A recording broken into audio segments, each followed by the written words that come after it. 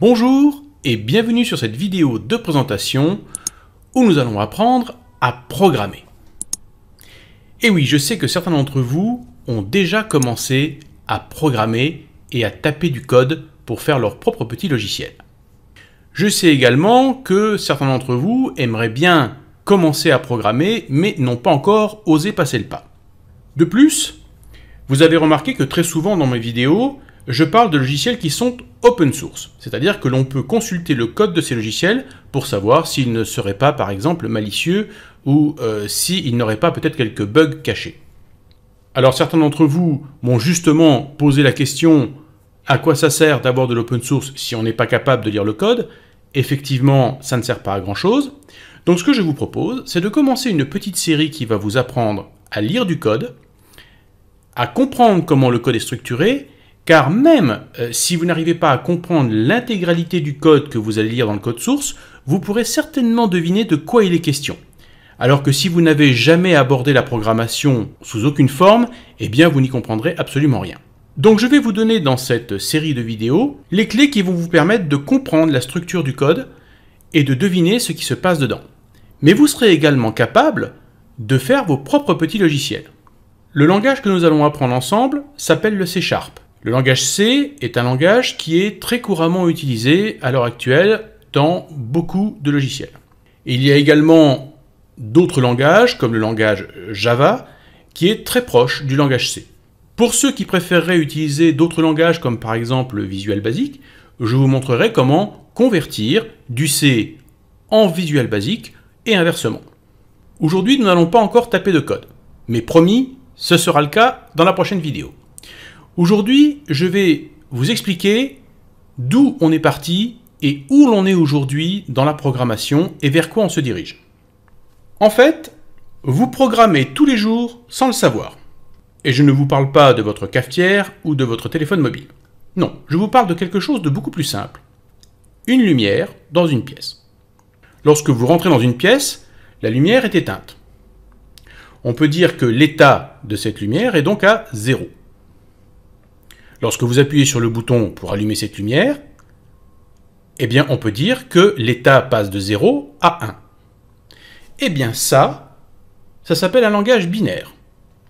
Et c'est le langage qui est universel à toutes les machines qui existent sur la planète. Et ça, vous le faites tous les jours. Alors bien sûr, vous faites office de processeur en appuyant sur le bouton d'allumage et d'extinction de la lumière, mais vous faites un programme binaire qui fait des 0 et des 1. Complexifions un peu la chose. Imaginons que j'aligne, par exemple, des ampoules, qui sont toutes reliées par des fils électriques, et que je veuille qu'elles affichent donc un caractère. Là, entre autres, j'ai fait une lettre A. Si, je vous assure, c'est une lettre A. Reculez un petit peu de l'écran, vous verrez, c'est une lettre A. Certes, pas très jolie, mais c'est une lettre A. Donc si on mettait ça en code binaire, on dirait que la première ligne est 0, 1, 1, 0, puis 1, 0, 0, 1, puis 1, 1, 1, 1, puis 1, 0, 0, 1.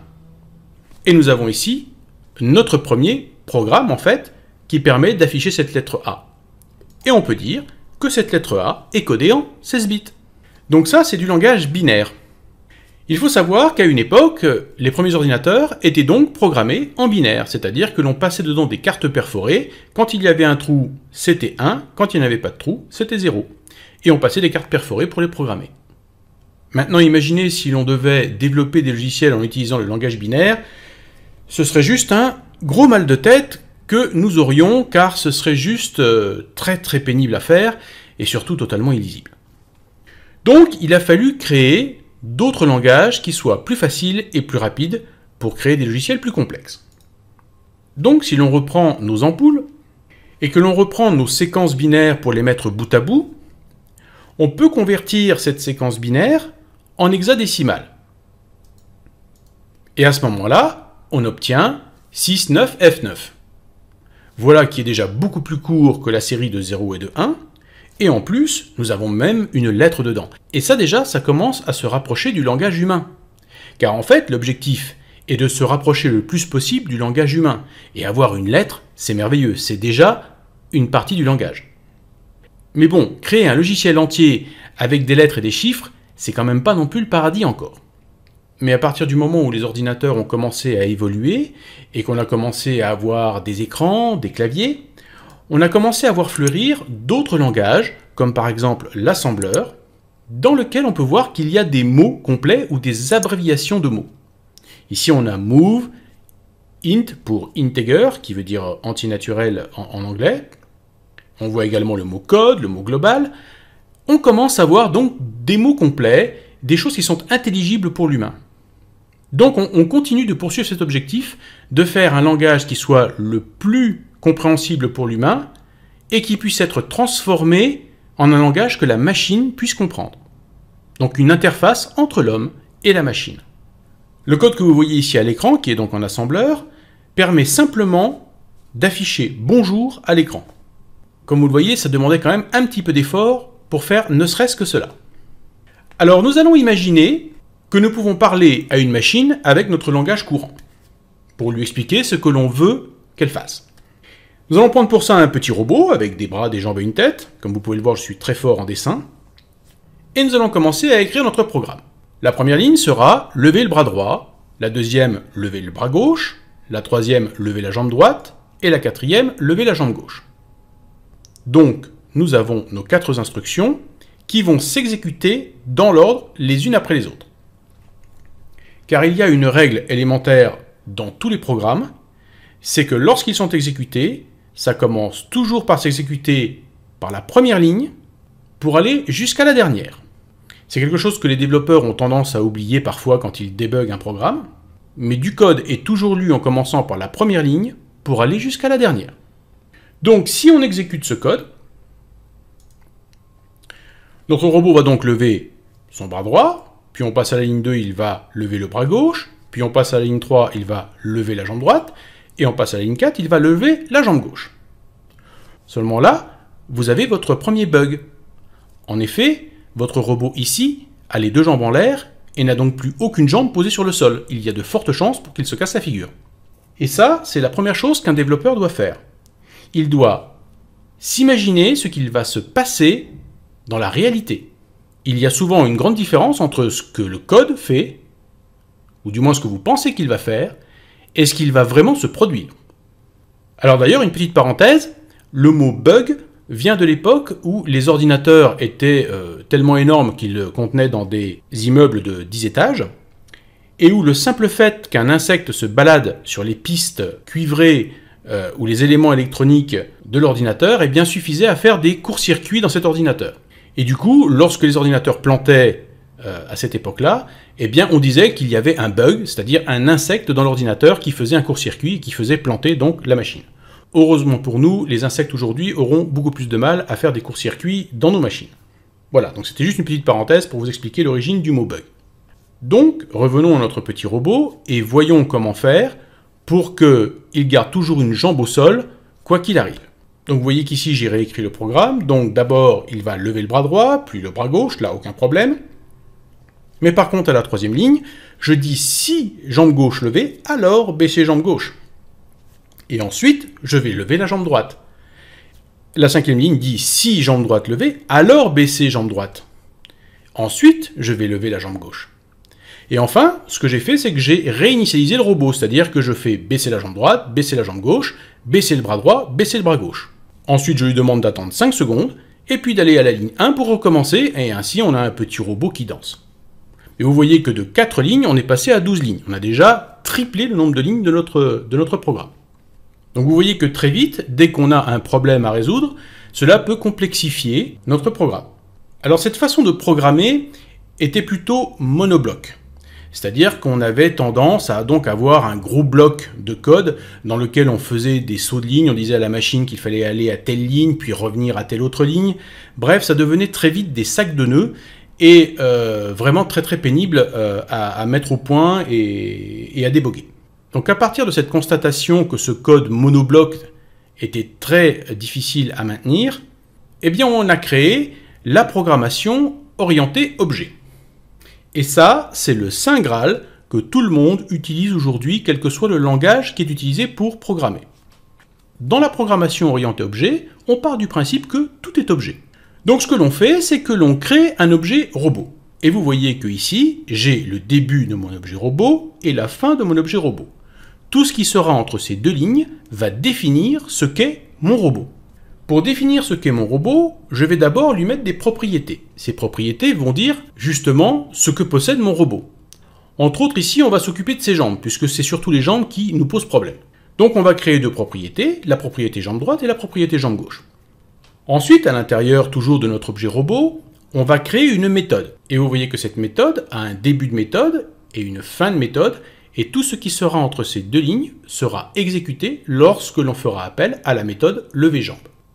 Vous voyez également que la méthode lever jambe a un paramètre qui est entre parenthèses, c'est-à-dire la jambe. C'est-à-dire que cette méthode lever jambe peut très bien être utilisée pour lever la jambe droite comme pour lever la jambe gauche. C'est quand on fera appel à cette méthode que l'on indiquera en paramètre quelle jambe on veut lever.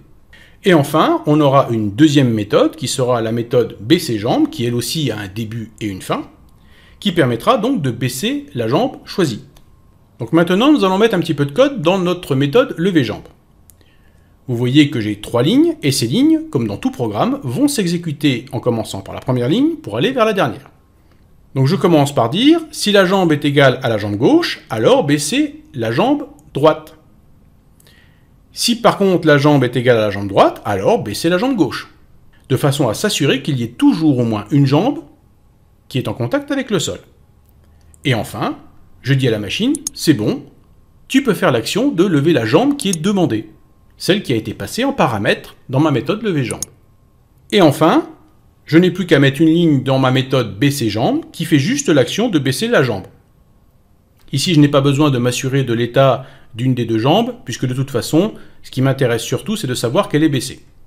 Donc vous voyez qu'ici, on a créé simplement un objet robot qui donc s'occupe de la jambe droite et de la jambe gauche du robot, avec du code qui est déjà écrit pour s'assurer que tout se passe bien. Ce qui est pratique maintenant, c'est que cet objet robot, je peux l'utiliser pour moi-même, mais je peux aussi le partager avec d'autres personnes qui développent peut-être des applications pour des robots. Et ça, c'est quelque chose qui est formidable avec la programmation orientée objet, c'est que les objets peuvent être partagés entre plusieurs applications et que vous pouvez également les partager avec d'autres personnes. On fait même ce que l'on appelle des bibliothèques d'objets ou des bibliothèques de classes, dans lesquelles se trouvent de multiples objets qui sont déjà tout écrits pour vous et que vous pouvez utiliser directement sans avoir à vous taper tout le code. Donc ça fait gagner énormément de temps.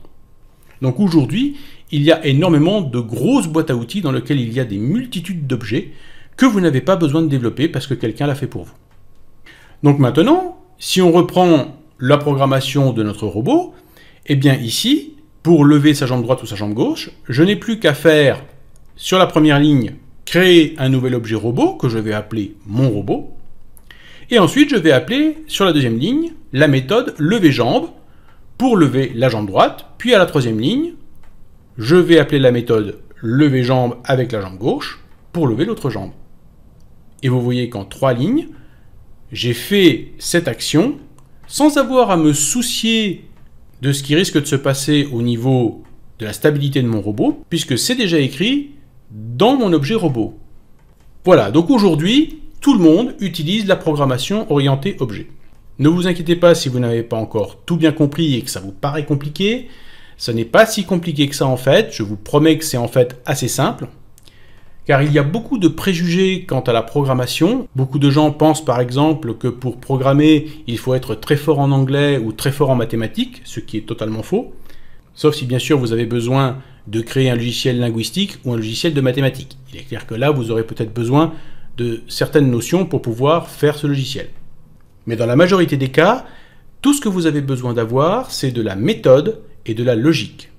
Donc pour la prochaine vidéo où nous allons taper du code, comme promis, je vous invite à télécharger l'outil Visual Studio 2015, qui est donc sur le site www.visualstudio.com. Et une fois que vous aurez téléchargé donc Visual Studio Express 2015, vous pouvez l'installer. Et lorsque vous le démarrerez pour la première fois, vous aurez cette petite fenêtre qui s'affichera. Tout ce que vous aurez à faire, c'est donc indiquer comme paramètre de développement que vous voulez développer en Visual C#. Et après, vous pouvez choisir, bien sûr, le thème que vous voulez suivant vos goûts. Voilà, j'espère que vous avez aimé cette vidéo et je vous dis à très bientôt pour d'autres vidéos.